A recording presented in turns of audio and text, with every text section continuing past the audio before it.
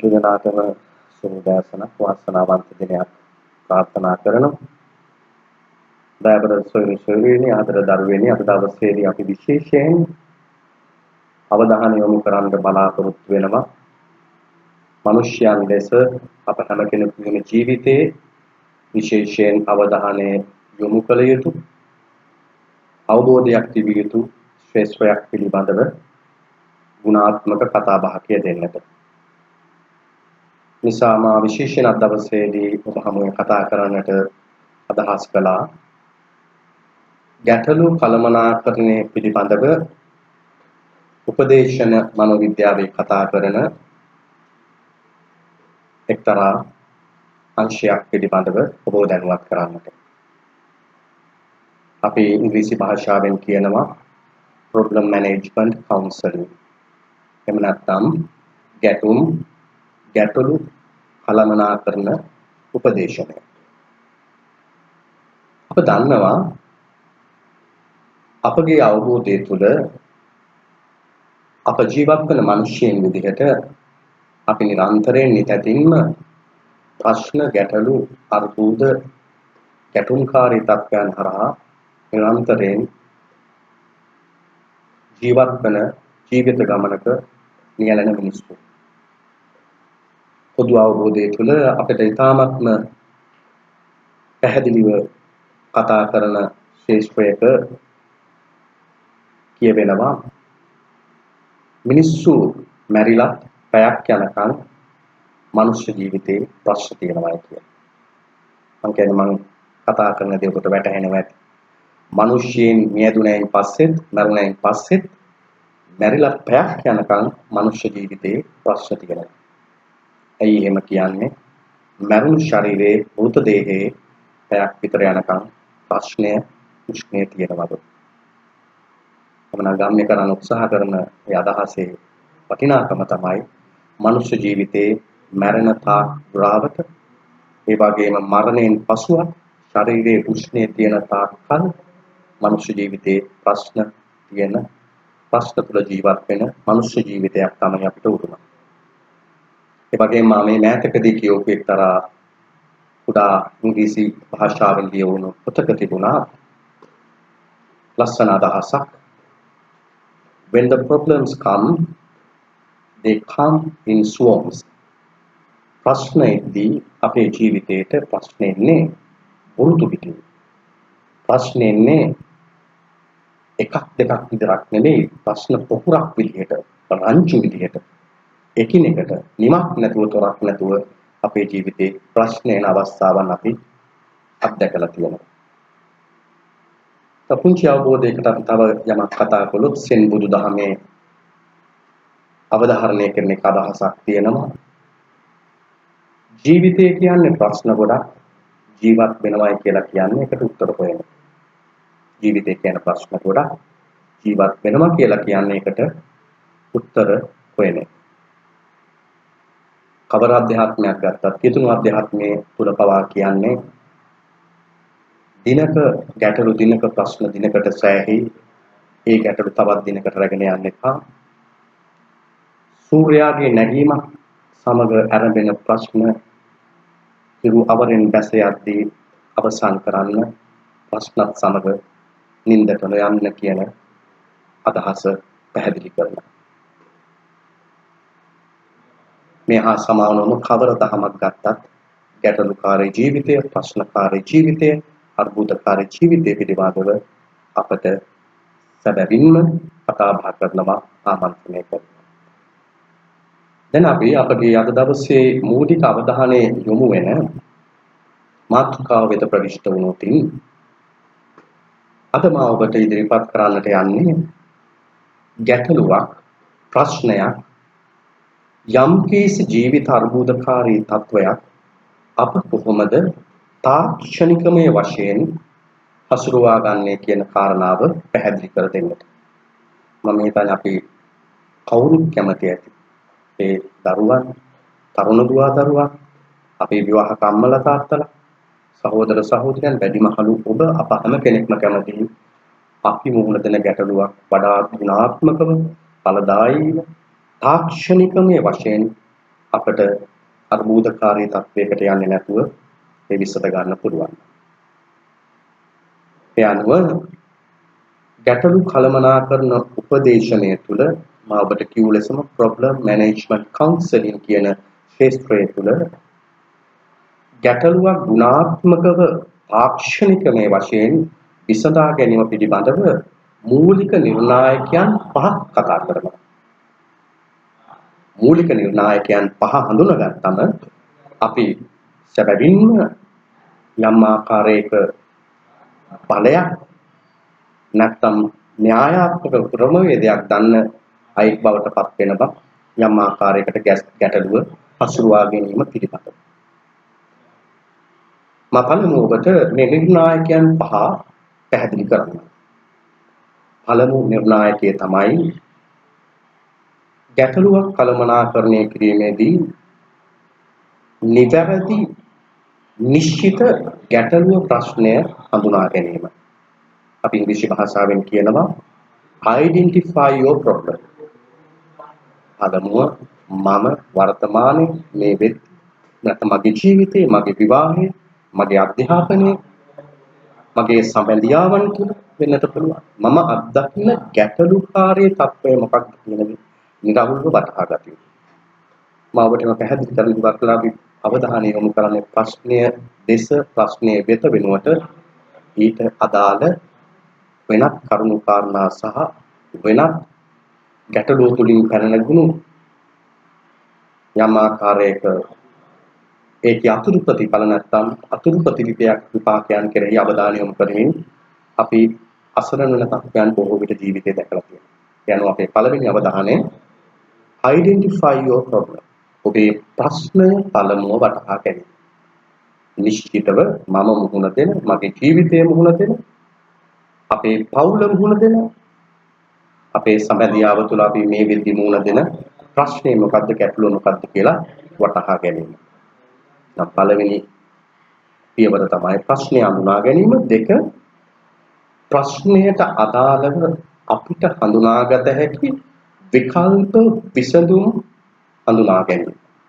එකක්, දෙකක්, තුනක්, විසඳුම් 10ක් මේ ආදී වශයෙන් අපිට යම් ආකාරයක පෙළ ගැස්වීමක් කරගන්න පුළුවන්. මගේ මේ තිබෙන්නා වූ ගැටලුකාරී තත්ත්වයට මොනවද මට සොයන්නට පුළුවන් විකල්ප විසඳුම් සහ විකල්ප ක්‍රමවේදයක්. එහෙනම් පළමුව ගැටලුව හඳුනා ගැනීම, දෙවනුව ඊට අදාළ විකල්ප විසඳුම් දෙක අවධානය යොමු කිරීම සහ සටහන් කර ගැනීම කියන කාරණා වැදගත්. තුන්වන පියවර වශයෙන් අප අවබෝධ කරගත යුතුයි වඩා ඵලදායී විකල්පය හඳුනා ගැනීම, නිශ්චය කර ගැනීම. අපට මීට පෙර කිව් පියවරේ කිව්වා විකල්ප විසඳුම් අපි අවබෝධ කර ගැනීම, සටහන් කර ගැනීම. ඒ තුලින් අපි තුන්වන පියවරයට යොමු වෙනවා කුමක්ද වඩාත් ගුණදායී, ඵලදායී, වඩාත්ම යහපත්, වඩාත් ශක්්‍යතාවයෙන් යුතු අපට උදව් වන විකල්පය කියන දේ හඳුනා ගැනීම. ඒ යටතේ තව කාරණා තුනක් අපි හඳුනාගත යුතුයි. ඒ අනුව තුන්වන පියවර ලෙස මා ඔබට ඉදිරිපත් කළ වඩාත් ප්‍රබල ගුණාත්මක විකල්පයේ තුල අපි මේ විකල්පය තෝරා ගැනීමේදී නිර්ණායක තුනක් අනුගමනය කරනවා. අතක් කියනවා ෆිල්ටර්ස් තුනක්. යම් පෙරණයන් තුනකට අනුවයි අපි වඩාත් හොඳම විකල්පය තෝරගන්නේ. පළමුව අපි වඩා ගුණදායී, ඵලදායී විකල්පය තෝරා ගැනීමේදී අවධානය යොමු කරනවා. අපි තෝරා ගන්න විකල්පය විසඳුම, හොඳම විකල්ප විසඳුම කොතරම් දුරට නීත්‍යානුකූලද? දෙක, ඒ විකල්ප විසඳුම කොතරම් දුරට සදාචාරාත්මකද? ආචාරශීලීද අපි යොදා ගන්නා වූ විකල්ප විසඳුම. තුන්වෙනුව අපි යොදා ගන්න විකල්ප විසඳුම කොතරම් දුරකට ප්‍රායෝගිකද? එහෙනම් මම දැනට නැවත පෙළ ගස්වන්නම් ඔබට කතා කරපු කාරණා තුන. ගැටලුවක් කළමනාකරණය කර ගැනීමේදී, විසඳා ගැනීමේදී පළමුව අපි අවධානය යොමු කරනවා ප්‍රශ්නය පැහැදිලිව නිරවුල්ව හඳුනා ගැනීම පළවෙනි එක, identify your problem. දෙවනුව සියලු විකල්ප පෙළ ගැස්වීම, විසඳුම් විකල්ප පෙළ ගැස්වීම, list all the alternatives problem for you, your problem. විකල්ප විසඳුම් සටහන් කර ගැනීම. තුන්වෙනුව වඩාත් ඵලදායී වඩාත් ගුණාත්මක යහපත් විකල්පය තෝරා ගැනීම කොයි ආකාරයටද? ප්‍රධාන නිර්ණායක තුනකට අනුව ඒ විකල්ප විසඳුම නිත්‍යානුකූල එකක්ද? ඒ විකල්ප විසඳුම ප්‍රායෝගික එකක්ද? ඒ විකල්ප විසඳුම එක්තරා විදියකට සදාචාරාත්මක යහපත් ඵලදායී එකක්. අපි එහෙම කතා කරන්නේ ලැබර දරුවෙනි මාපියවරුනි සහෝදර සහෝදරියනි සමහර විසඳුම් අපි ජීවිතේ තෝරගන්නවා කොතරම් දුරට ඒවා නිත්‍යානුකූලද කියලා අපි දන්නේ. සමහර විසඳුම් නිත්‍යානුකූලයි නමුත් ඒ විසඳුම් අපේ ජීවිතේ අපි දන්නවා ප්‍රායෝගික නැහැ. සමහර විසඳුම් ජීවිතේ අපි තෝරගන්නවා ප්‍රායෝගිකයි නිත්‍යානුකූලයි නමුත් ඒ විසඳුම් කොහෙත්ම සදාචාරාත්මක වෙන්නේ නැහැ. ඒ නිසා මේ තෝරා ගැනීම වඩාත් සියුම් අපි කළ යුතුයි. හතරවන පියවර විදිහට මම ඔබට පැහැදිලි කළ යුතුයි.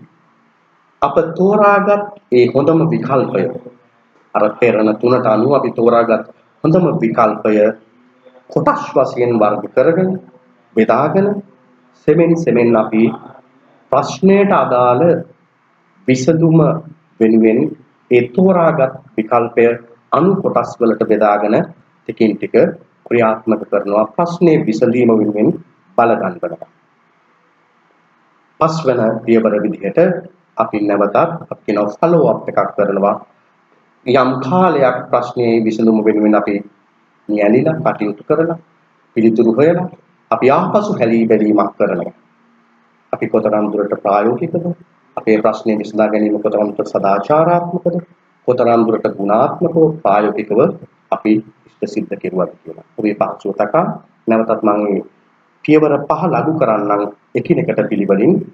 පළමු පියවර ගැටලුව හඳුනා ගැනීම, නිශ්චිත ප්‍රශ්නය හඳුනා ගැනීම.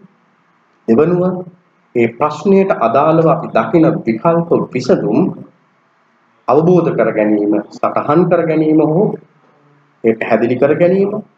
තුන්වෙනුව අපි තෝරාගත් සටහන් කරගත් විකල්ප විසඳුම් අතරින් වඩා ශක්්‍යතාවෙන් තු ඵලදායී වූ විකල්පය ඒ අතරින් තෝරා ගැනීම. ඒ තෝරා ගැනීමට ප්‍රධාන කාරණා තුනක් ක්‍රියාත්මක වෙනවා බලගැන් වෙනවා කියලා අපි කිව්වා. පළමුව ඒ විකල්පය නිත්‍යානුකූල විසඳුමක විකල්පයක් විය යුතුයි. ඒ විසඳුම සදාචාරාත්මක විසඳුමක විකල්පයක් විය යුතුයි. ඒ විසඳුම ප්‍රායෝගික විසඳුමක විකල්පයක් විය යුතුයි. ඉන්පසුව අපි ඒ තෝරාගත් විකල්පය ක්‍රමක්‍රමයෙන් අනු කොටස් වලට ප්‍රායෝගිකව භාවිතා කරමින් ඒ තෝරාගත් විකල්පය ප්‍රශ්නය වෙත යොමු කරලා ක්‍රියාවට නැංවීම බලගැන්වීම අවසානයේ අපේ ප්‍රතිඵලය අද්දුටුවයින් පස්සේ සැලකිය යුතු කාලයකට පසුව අපි නැවත ආපසු හැරී බැලීමක් කරනවා අපේ ප්‍රශ්නයට නිශ්චිත උත්තරය පිළිතුර අපි ලබා ගන්නට කියන දේ පිළිබඳව සොයා බලන්න. දැන් මම මේ කියවෝ ප්‍රායෝගික ක්‍රමවේදය මේ පිළිවෙත් පහක න්‍යායන් පහක ක්‍රමවේදයන් පහකින් ඉදිරිපත් වෙච්ච ගැටුම් කළමනාකරණය ප්‍රායෝගිකව අපේ ජීවිතයේ කොයි ආකාරයකද අපිට කළ හැක්කේ කියන දේ උදාහරණයකින් පැහැදිලි කරන්නට මම කැමතියි. අපි හිතමුකෝ දැන් මේ දිනවල අපේ දරුවන්ගේ අපොස් සාමාන්‍ය පෙළ ප්‍රතිඵල නිකුත් වෙලා තිබෙනවා. ඔබ සතුටින් නැති, ඔබ මධ්‍ය සතුටකින් ඇති ප්‍රතිඵල මත ඔබ සමහරට අසතුටෙන් වේදනාවෙන් අපහසුතාවෙන් නැති හිතුව ප්‍රතිඵල ලැබුණ නැති එක ගැන සමහර වෙලාවට ඔබ විභාගයේ අසමත් වීම තුළ ඔබේ ජීවිතයේ යම් ආකාරයක తాවකාලික කඩා වැටීමකට බලාපොරොත්තු ග්‍රහිත වීමකට අපේ දරුවෝ ඇතැම්මයි ලක් වෙලා ඇති. අපි අතරින් ගමු ගැටලුව කියන තැන මම විභාගය අසමත් වුණා. හොඳයි. එහෙනම් ප්‍රශ්නේ තමයි තත්කාලිනව වර්තමානයේ මට තිබෙනා මේ වකවානුවේ ගැටලුව තමයි අදට පිළිවියේ මම සිතූ මම මුහුණ දුන් මම බලාපොරොත්තු වුන් මගේ විභාග ජයග්‍රහණය මට ලැබුණේ නැහැ. මම සාර්ථකයි මම ෆේල්. ඒ තුළ දරුවෙක් ඉන්නවා විභාගයේ අසමත් වීම කියන ගැටලුව. එහෙනම් අපේ දරුවෝ අවධානය යොමු කළ යුතුයි මම වර්තමානයේ මුහුණ දෙන ප්‍රධානතම සහ කේන්ද්‍රීයම ගැටලුකාරී තත්ත්වය තමයි මම මුහුණ දුන්න විභාගය අසමත් වුණා. දැන් පළමුව ප්‍රශ්නය හඳුනා ගැනීම මම විභාගයේ අසමත්. දෙවනුව එහෙනම් list all the alternatives for your problem. ප්‍රශ්නයට අදාළ ඔබට කල්පනා කළ හැකි සිටිය හැකි විකල්ප විසඳුම් වෙත යොමු වීම තමයි අපේ දෙවන නිර්ණායකය.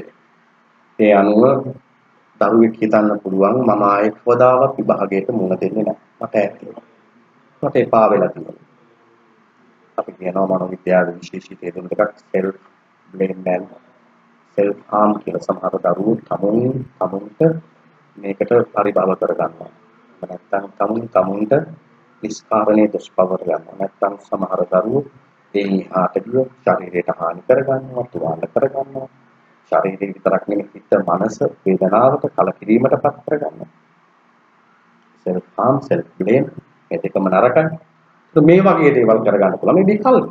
ඒ දරුවෝ කරගන්නවා. මට සියදිවි හානි කරගන්නවා. එහෙම නැත්නම් මම විභාගය කරන්නේ මම රස්තියාදුකාර එහෙම නැත්නම් නිශ්චිත අරමුණක් අවබෝධයක් නැති යාළුවෝ ඒ සංස්කෘතියකට මම එකතු වෙනවා. එහෙමත් නැත්නම් අපිට ගුණාත්මකව හිතන්න පුළුවන් නෑ මම පට එක්පාරක් වැරදුනා. මම නැවත පාඩම් කරනවා. අදිෂ්ඨානයක් ගන්නවා. මම නැවත විභාගය කරනවා. මම මෙතන කියන්නේ ඔබට විකල්ප විසඳුම් පෙළගස්නවා. මට විභාගය නොකර ඉන්න පුළුවන්. මේ විභාගයෙන් වෙන එක්කෙනාට මට චෝදනා කරන්න පුළුවන්.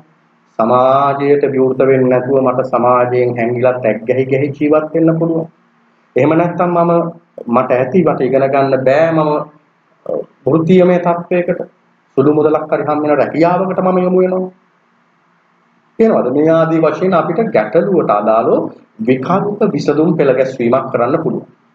ඒ විකල්ප විසඳුම් තුලින් ආදර දූපතේ ඔබට ප්‍රශ්නය නිශ්චිතව වටහා ගන්නට ඉවර කර ගන්නට මේක නිදහස් කර ගන්නට අවශ්‍ය නම් ඔබ ඒ අතරින් තුන්වෙනි පියවරට යන හොඳම විකල්පය ඔබ තෝරගන්න. දැන් උදාහරණයකට මම හැම කෙනෙකුටම බැන නැත්නම් මතම දෝෂාරෝපණය කර ඉන්න එක අපි ගන්නවා අර අපි ඉදිරිපත් කරපු කරුණු තුنين ප්‍රායෝගිකක් නැහැ. ඒක සදාචාරාත්මකක් නැහැ. නිත්‍යානුකූල වෙන්න පුළුවන් නොවෙන්න පුළුවන්. එතන මම රැකියාවකට යොමු වෙනවා. අපි බලමු මේක. ප්‍රායෝගික නැත්තේත් නැහැ. නමුත් ඒ කුඩා වයසකදී මම ඉගෙන ගන්න නැතුව සුළු සොච්චම් පාඩියකට මම සමාජගත වෙන්නේ මේ කුඩා වයසේදී. සමහර අවුරුදු 15ක 16ක දරුවෙක් විතර ඔබ රැකියාව පිළිවීම සදාචාරාත්මක ප්‍රායෝගිකව ඔබ අපට කීයක් හරි මුදලක් ලැබෙන්න පුළුවන්.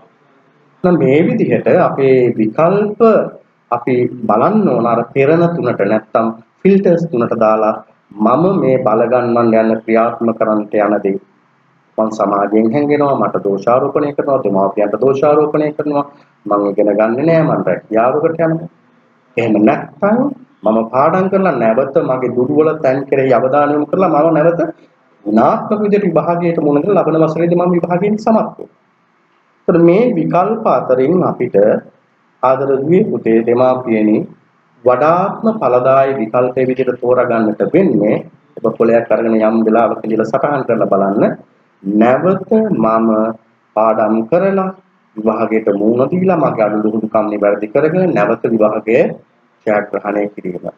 ඒක සැබවින්ම නිත්‍යානුකූලයි. ඒ විකල්පයේ සැබවින්ම ප්‍රායෝගිකයි. ඒ වගේම ඒ විකල්පය ආදරණීය පුතේ දරුවෙක් විදිහට දුවෙක් පුතේගේ ජීවිතය සැබවින්ම සදාචාරාත්මකව ශක්තිමත් කරන ඉතාමත් මේ යහපත් දැනකට රැගෙන යන විකල්ප විසඳුම වෙනවා.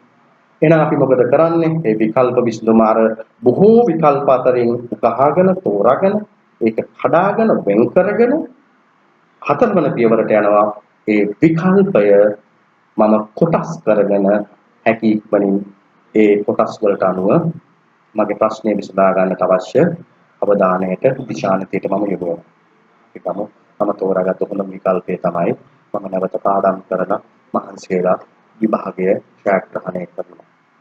ඔබට පුළුවන් ඔබ දුර්වල වුණු විෂය පද්ධතියන්ට වැඩි අවධානයක් යොමු කරගන්න. කාලසටහනක් වෙන් කරගන්න, හදාගන්න. උපකාරක පන්ති ටිකට ඉක්මනට යහුසුලු ඔබ ක්‍රියාත්මක වෙනවා. වැඩි කාලයක් පාඩම් වලට යොමු වෙනවා. අපි අර තෝරාගත් හොඳම විකල්පය කොටස් කරගෙන සංවිධානාත්මකව ප්‍රශ්නය කෙරෙහි උත්තර ලැබෙන විදිහට ඒකට ක්‍රියාත්මක වීම අපි සිදු කරනවා. අවසානයේ අපි නිර්ණායක පහට අනුව ප්‍රශ්නය අඳුරගත්තා. ඒකට විකල්ප විසඳුම් සටහන් කරගත්තා. විකල්ප විසඳුම් අතරින් හොඳම විකල්පය සදාචාරාත්මකයි, නිත්‍යානුකූලයි, ප්‍රායෝගිකයි කියන නිර්ණායකයන් මත තෝරාගත්තා. ඒ තෝරාගත්තු හොඳ විකල්පයේ කොටස් අනුව වර්ග කරලා ප්‍රායෝගිකව වෙනුවෙන් මහන්සි වුණා. අපි නැවත සොයා බලනවා මගේ මේ මහන්සි වීමට, බල ගැන්වීමට, ක්‍රියාත්මක වීමට කොතරම් දුරට මම ප්‍රතිඵලයක් ලබලා තියෙනවද කියලා. මේ විදිහට ක්‍රියාත්මක වුණොත් මේ වසරේ විභාගය අසමත් වෙච්ච දුපුටි ඔබට ලබන වසරේ දෙසැම්බර් මාසයේ වෙනට පුළුවන්. ඉදිරියේදී පැවැත්වෙන විභාගයට මුහුණ දීලා මාස 3ක් විතර යද්දී ප්‍රතිඵලයේදී ඔබට දකින්න පුළුවන් මම පරාජිතයෙක් විදියට මුහුණ දුන්නේ විභාග අභියෝගයෙන් මම ජය අරගෙන සත්‍ය වශයෙන් මගේ ගැටලුව නිරවුල්ව කළමනාකරණය කරගෙන මම ජයග්‍රාහකයෙක් බවට පත් වෙනවා කියලා. මේ ක්‍රියාපටිපාටියේ මේ තාක්ෂණික ක්‍රමවේදය ආදර මාපියෝ මේ පෞල් ජීවිතයේ ඇතිවෙන වෛවාහික ගැටලුවකට ඔබට අනියුක්ත කරලා කතා කරන්න පුළුවන්. ආදර සම්බන්ධතාවයක් තුළ ජීවත් වෙන තරුණ දරුවෝ ඒ තුළ ඇතිවන ගැටුම්කාරී තත්ත්වයන්ට ඔබට මේ කළමනාකරණ රීතිය මේ ක්‍රමවේදය අනුගමනය කරන්න පුළුවන්. ඒ වගේම පෞද්ගලික ජීවිතයේ අපි ඇති කරගන්න විවිධ අර්බුදකාරී තත්ත්වයන් අපේ රැකියාවක අහිමි වී යාම අපි බලාපොරොත්තු වන නොවන ප්‍රශ්න වලට මුහුණ දෙන හැම මොහොතකදීම මේ ආකෘතිය අපට යොදාගෙන ඔබේ ජීවිතේ යහපත් ක්‍රමවේදයකට අනුව ගැටුම් කළමනාකරණය කියන පැත්තට යොමු පුළුවන්. ඉතින් ඔබට සූතිවන්ත වෙනවා සවන් දීම පිළිබඳව ඔබ උත්සාහ කරන්න. අපි මේ දර්ශනයෙන් පසුව ඔබට මේ නිර්ණායකය යම් ආකාරයකට මේ වීඩියෝ දර්ශනයත් සමග පෙළගස්වන්න පුළුවන්කම තියෙනවා අපිට මේ නිර්ණායක පහ ඔබ සටහන් කරගන්න. ඒ සටහන් කරගෙන මම විස්තර කළා වගේ ඔබේ වර්තමානයේ ඔබ මුහුණ දුන්නු විශේෂිත ගැටලුවකට මේ ආකෘතිය යොදාගෙන ඔබට කොයි ආකාරයකට ප්‍රායෝගිකව උත්තර හොයන්න බලන්න පුළුවන් කියන දේ පිළිබඳව උත්සාහ කරන්න. ඔබට ස්තුතියි. සුබ